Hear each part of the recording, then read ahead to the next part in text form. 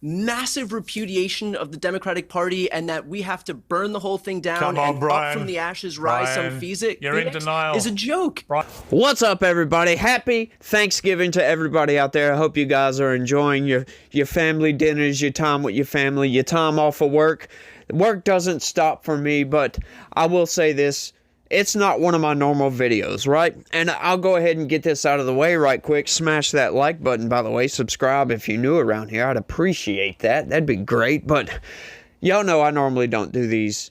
I only do debate videos on Saturdays, right? Well, the main reason for that, and I'll tell you that outright, is because my day job, what I have to do. I don't have time to go through and looking up clips and watch debates and all this other stuff.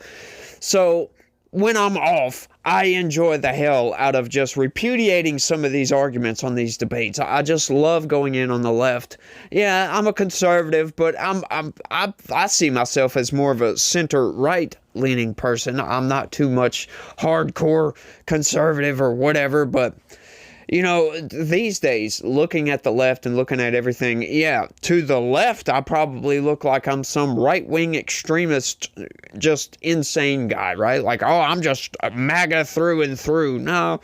Well, the longtime viewers of this channel know that I do have my criticisms of Donald Trump, and once again, I will say, I will be right here during this Trump administration anytime he gets out of line, arguing against anything he does that I don't like, because you guys know I don't like deficit spending. I don't like big government whatsoever. I don't like these things. So we're going to be right here, but we got some debates coming in, folks. Another Piers Morgan debate. Y'all know I love doing these. I'm off for the next 4 days. So we're going to take that time and enjoy the debates, y'all. And I've done a column saying they love to try and cancel Donald Trump. They've lost spectacularly.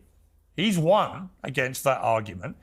They should be cancelled, because actually the days of just mainstream media having 98% of the people on it screaming abuse about Trump and all being brazen liberals or Democrats, they're over, aren't they? I mean, you guys took a drubbing. It's done. Toast. You've got to move back to accepting Trump's here for the next 4 years. And you better get with a bit of the program, because the screaming doesn't work.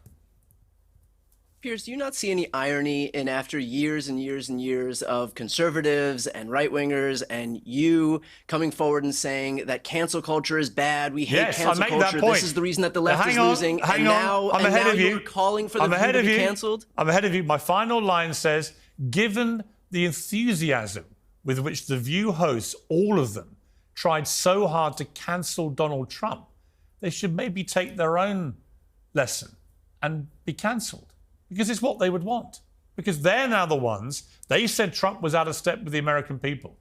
They said he was just a little representative of a small number of MAGA people. No, actually, that's not the case. He's had a thumping win across the board. Therefore, the View hosts are out of step with the American people.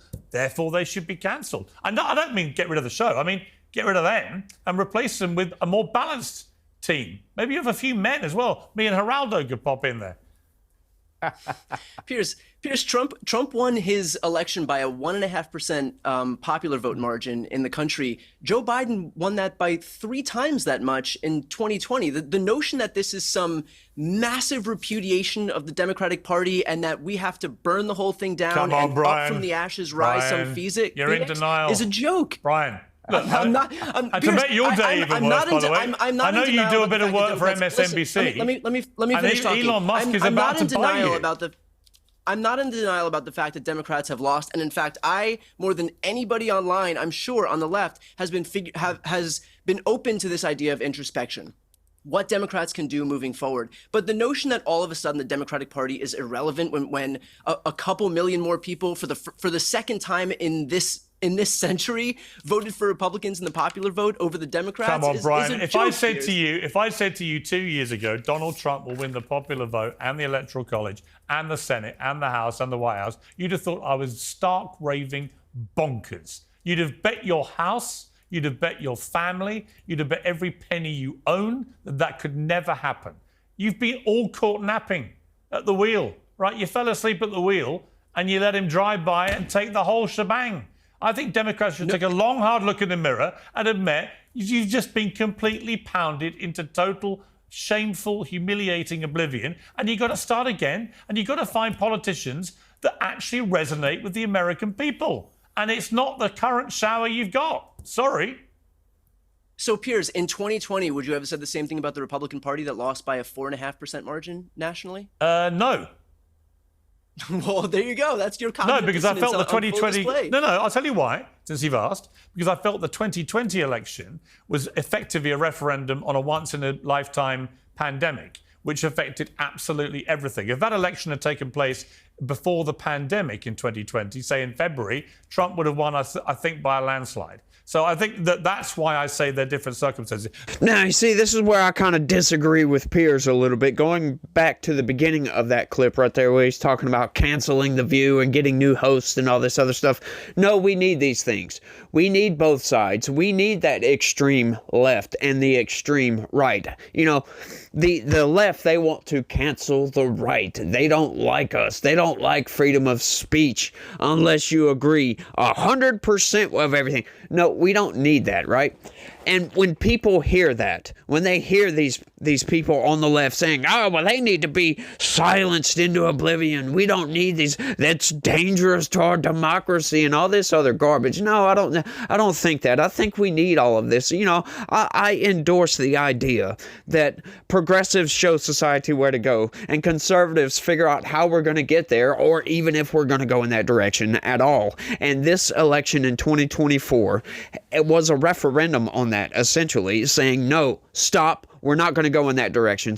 Democrats win traditionally. You know, they win a lot because they progress society. They move society a little bit in increments at a time, and we keep going. And for the most part, people agree with this. They're like, yes, okay, it's time to move on. Let's go with this. And then Democrats win, blah, blah, blah, blah, blah. But when we win as big as we did this time, going back to what Bryan Tyler Cohen was talking about when he was saying that, oh, well, Joe Biden won by 4 and something percent, blah, blah, blah, blah, blah. Yeah, well, you know, to his point, yeah, I think he was making my argument here.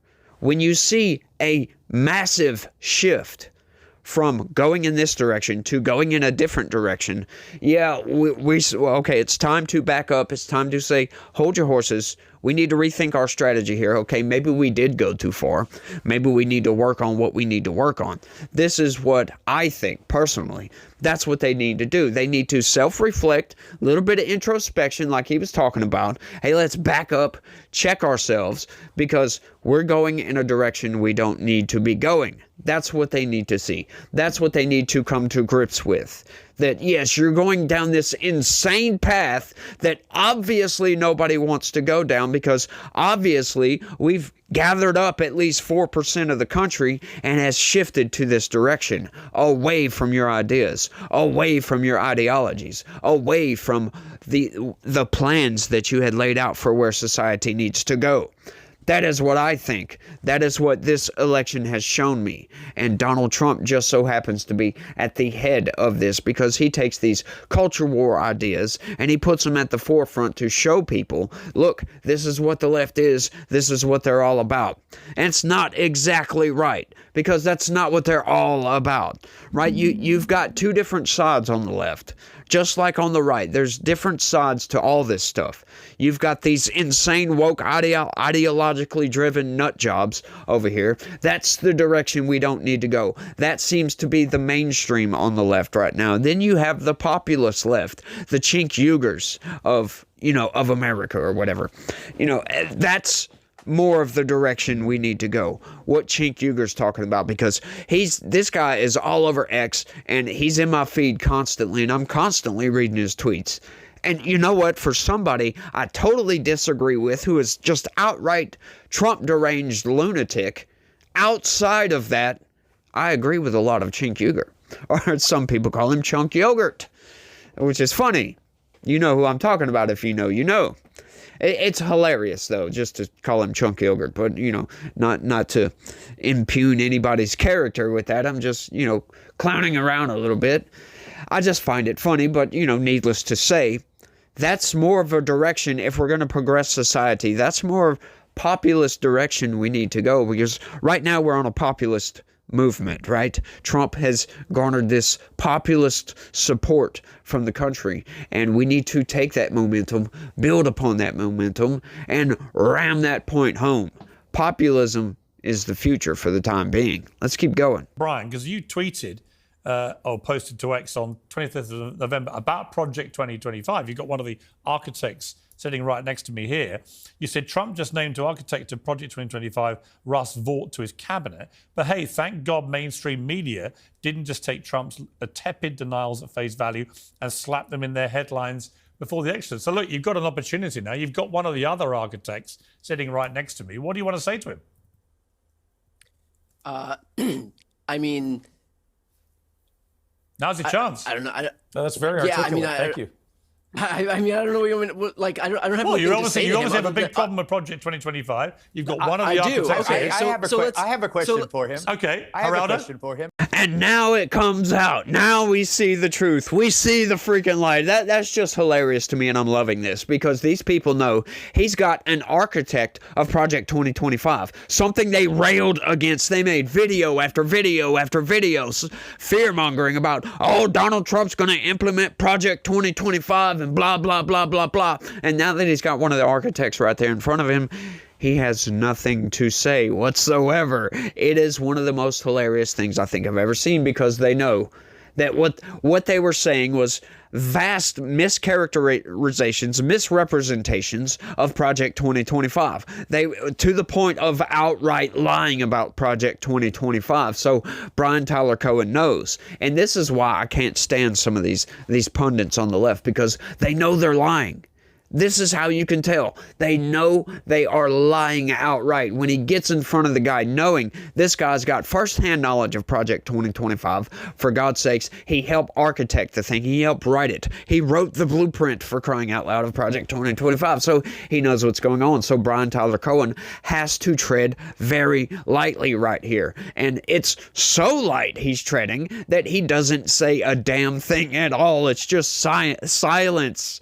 Just outright silence, and I couldn't help but enjoy that. But hang on, he gets to bring it back a little bit. Hang on, he gets a few minutes to cool himself off, gather his thoughts.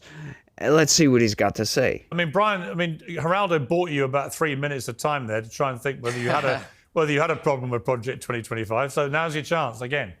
I do think it's pretty telling that when Donald Trump had the opportunity to talk about Project 2025, all he claimed that he had no idea who was behind it. He had no idea what was in it. He had no idea whether the people who did write it, what they stood for. And yeah, but as Kevin was saying, he was distancing himself from the administration right now, including Russ Vought at OMB. Right. And yet now, when people don't have the opportunity to vote on it because they've already had that opportunity, suddenly all of these denials about his relationship with Project 2025. But out of interest, what is your big problem with it? My big problem with Project 2025 is Schedule F, and this notion that Donald Trump will be able to go in and replace career civil servants with political appointees. Okay. You sound like a sore loser, Bryan. That's your retort to that? It's not a bad retort, is it? Well, okay, let me put it in the form of a question. Let me put it in the form of a question. Will Donald Trump seek to go in and replace career civil servants with political appointees? Ask him. He's the president-elect. And it would be a great idea if he did. It's also legal and appropriate because guess what the American people voted for, my friend? Reducing the size of the dramatic overreach of the federal government. Welcome to modern America. It's going to be a normal country again. It's actually not legal because there's a regulation against it, and these federal employees have protections as career civil servants. You should stop reading Howard Zinn and read some real history, brother. All right, that's your response again. Let me just segue. I wanted to segue. I guess you had all this opportunity. Kevin had all this opportunity to wait and listen, and his response is just that I shouldn't read what I'm reading. Well, to be honest with you, I did open the door 5 minutes ago, and you blew it, so I've got no sympathy. So out of the massive, almost 1,000-page blueprint that Project 2025 was, that's all he has to come up with is getting rid of civil servants and replacing them with political appointees. Well, you know what? That's actually a very good idea. That's one of the few things out of Project 2025 that I read about that I actually like, that I think is a great idea, and I think that the vast majority of Americans would agree. Right now, the way they frame it, the way the left frames this, oh, he's wanting to get rid of civil servants and replace them with people that is loyal to Donald Trump. Well, hang on. How is he going to do that? Yeah, political appointees. But you know what the difference between civil servants, these bureaucrats that he's talking about, and political appointees is? You can impeach political appointees. You can't really get rid of these protected civil servants. Yes, it's going to be hard for Donald Trump to do this, but if he can get it done, if he can implement Schedule F, he can get rid of a lot of these bureaucrats, people like Anthony Fauci, people like that. We can fire these people if they go to screwing up, right? We can now have accountability with political appointees. I would think that the vast majority of Americans, even a lot of people on the left, would agree that more accountability is better than less accountability. How about framing it that way? But they can't do that. They can't frame it in a good way. They have to take everything, twist it around, make it look like, oh, Trump's an authoritarian, right? Because implementing Schedule F would completely destroy their narrative that they've been building upon Donald Trump. What was I saying? I don't know. Sometimes I do that. But hey, look, needless to say, this is a great idea, and it makes their narrative about Donald Trump being a Nazi authoritarian dictator just smash and fall to pieces, because yeah, that takes away power from the federal government. That takes away power from Donald Trump as an authoritarian dictator. He has less power because now Congress can impeach these people and get them out of there if they start to screwing up. That's your argument, really. Less authoritarianism, because that's what these bureaucrats essentially represent, because they can make up regulations and rules, pre-Chevron deference, as a matter of fact, because this was a court ruling where basically these bureaucratic agencies, the EPA, the DEA, anybody could make up rules that are essentially laws without the authority of Congress to rule your life with an iron fist, essentially, like the bump stock rule and masks and, all the stuff around COVID, all of these little rules, mandates, all that garbage, right? Now we replace this with less bureaucracy, and if we don't like a new rule that the government comes up with the Chevron deference, it has to go to a judge. Now the left, they argue, oh, now we're leaving these decisions, we're taking the decisions out of the hands of the experts and leaving it in a judge's hand. Yes, as a matter of fact, we are, because what they essentially did is they deferred to the experts, the EPA, the federal bureaucracies who take lobby money. They take the money from interests of the lobbies and all this. They get lobbied by these corporations to do their bidding, essentially. Now, a judge is going to sit there and listen to oral arguments from both sides, make a logical decision on what makes sense and what doesn't make sense.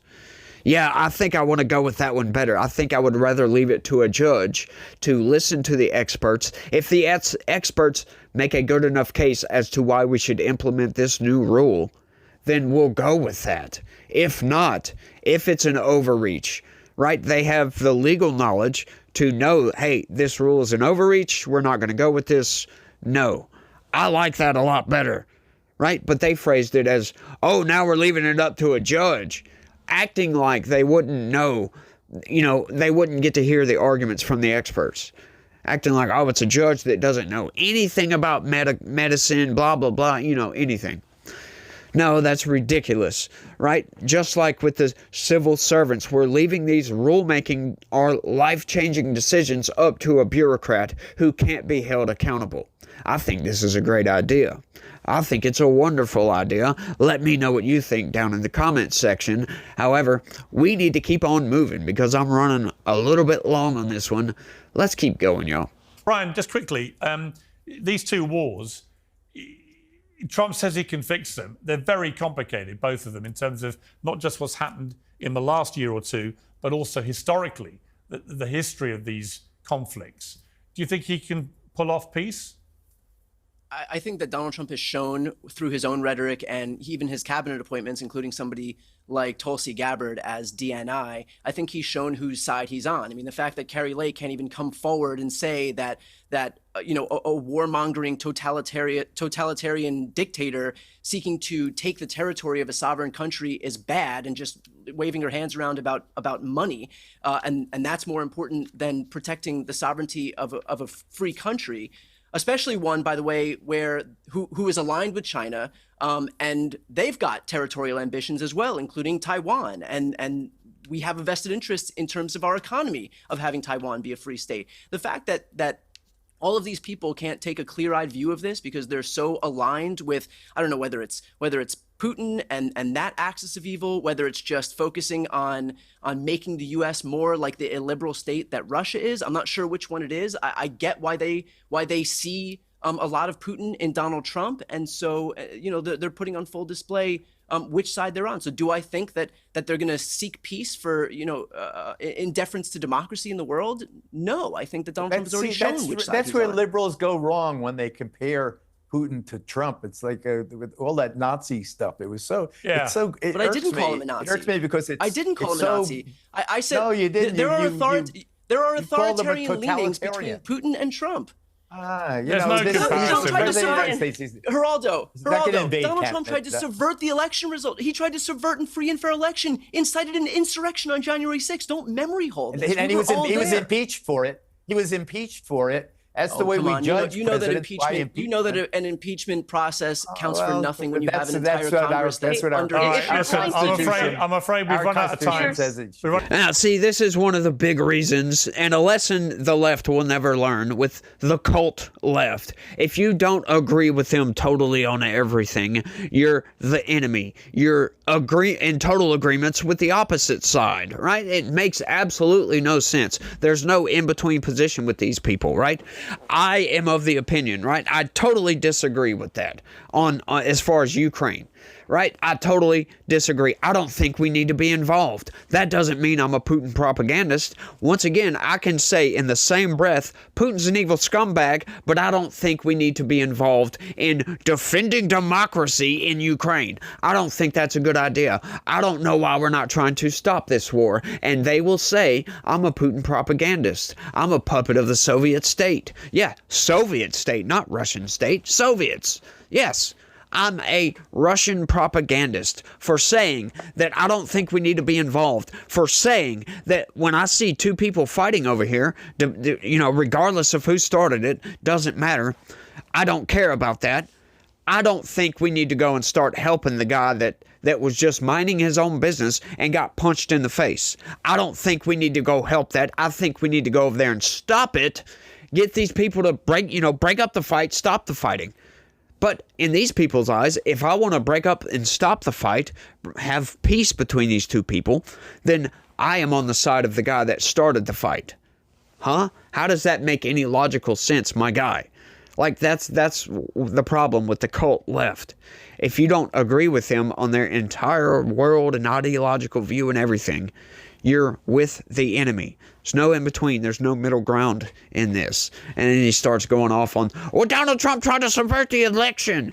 Yeah, what you're leaving out there is what the left did in that election, right? They took advantage of a situation where people were trapped in their homes because of Democrat governors, not because of Donald Trump, by the way, in case you didn't know that.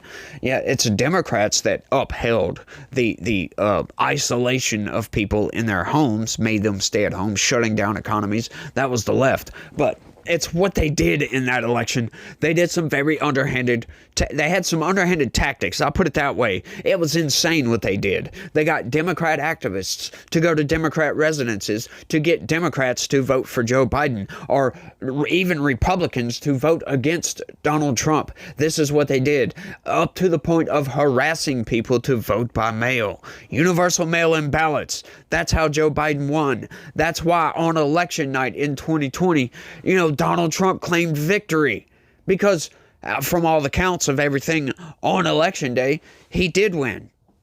As a matter of fact, that's right. But they had all these ballots come in, all the mail-in ballots. They had ballots coming in late that were supposed to be illegal, right? That's the problem. Donald Trump saw all these ballots coming in. They're counting all these ballots, a lot of them post-dated after the election day, right? Like that's absurd, right? They come in well after election day, post-dated, blah, blah, blah, blah, blah. You get it. He tried to challenge this through the judicial system, and all of a sudden, oh, he's an authoritarian dictator because he wants to overturn an election, overturn a legit election. Right? Like, it makes no sense. Of course he's challenging these ballots because we have an election day. The Constitution dictates an election day. That's what it calls for. It doesn't call for an election week or an election month or an election year, right? It's an election day. So all these ballots that come in late, yeah, they're illegal ballots, essentially, and that's what most of the fighting was about. Now, a lot of the other components to this was changing election laws, right? I did a big story. As a matter of fact, if you're interested in the shadow campaign, what the Democrats did, right here at the end of the video, there's going to be a link to a video. I would suggest go watch it. It's very, very informative as to what Democrats did in 2020 to quote-unquote save the election. It was a conspiracy, in their words, a cabal, a group of individuals behind the scenes going from state to state to change rules, change laws, to figure out how they can win an election. Right? They called it fortifying the election. Yeah, they fortified it against Donald Trump, or what they said, against Donald Trump's assault on democracy. That's what they say. That's their words, right? Which is garbage. They rigged that election in their favor, and they changed the rules to make it legal. That's what Donald Trump had to fight in 2020. Otherwise, Donald Trump would have won hands down, no problem. Just look at, like, all you got to do is look at the vote count from 2016 to 2020. Donald Trump got, what, 62 million votes? Hillary Clinton won the popular vote, but she didn't win the election because the swing states, electoral college, blah, blah, blah, you get it. But 62 million. Translate that to 2020, he had almost 75 million, right? You don't gain almost, over 10 million, 11 million votes and still lose an election? Yeah, there's something funny that went on there. Just look at the number difference, right? Hillary Clinton had 65 million votes. Joe Biden had 81 million votes. That's absurd. That's an absurd amount of people, more people showing up to the polls. That's insane. So what they did was change the rules to make it easier for people to vote by mail, right? Which is insane. And they didn't notify the other side they were doing this. It was totally unfair. However, once again, it was totally legal. Why? Because they changed the rules in the 11th hour to get that across the line so they could win. They fortified the election. It's insane what they did, right? It's genius, if you ask me, right? Outright genius, right? We figured out a way to cheat, and then they figured out a way to make cheating legal. That's what they did. That's a very good idea. It's underhanded as hell. But look what it got them. It got them Joe Biden. It got what they wanted. And what did Joe Biden do? He's destroyed this country. I know that sounds like a hyperbolic term, right? But he essentially has. He's destroyed a lot of traditions and norms in this country. He's destroyed our standing on the world stage. He's literally destroyed our southern border. Any semblance of border security we had is gone, right? He's weaponized the government against its own people, for crying out loud. He used social media platforms to silence voices, to silence people's political speech online. That's a violation of the First Amendment. He was sued to stop him from doing that outright. Lost that suit because the evidence was there. The evidence was clear. The federal bureaucracy was silencing voices on social media. Can't do that, right? There's been nothing but lawfare coming from these people. They've sued state after state after state after state. They've sued for all kinds of different reasons. They've spent loads and loads of taxpayer dollars in legal mumbo jumbo. And for what? To push an agenda that goes against the interests of its own people, the interests of its own country, all to keep themselves in power, it seems like. That's what they're doing here, right? And it's just insane what they've done. And I've made videos going over all this, so if you're interested in any of these topics, scroll through my video archive. I can assure you, you'll find something interesting down there, but I think I've made my point quite clear on this video. I want y'all to let me know what y'all think about all these arguments down in the comments section. Let me know what your thoughts are. I'd love to hear from you guys. I'm always in the comments section, so if you have any questions, comments, concerns, anything you want to ask me, ask down in the comments section. I'll get back with you. I can assure you of that. But I think that's all I got for this one. Look, I want to thank you guys for watching. Don't forget to do me a favor and smash that like button for me. Subscribe if you're new around here. I would really appreciate it. Share this video anywhere and everywhere you can. I would greatly appreciate that too. It really, really helps. And I need y'all's help right now. But that's all I got for this one. I want to thank everybody for watching. And y'all try to have a good day. And then stay legitical. Peace.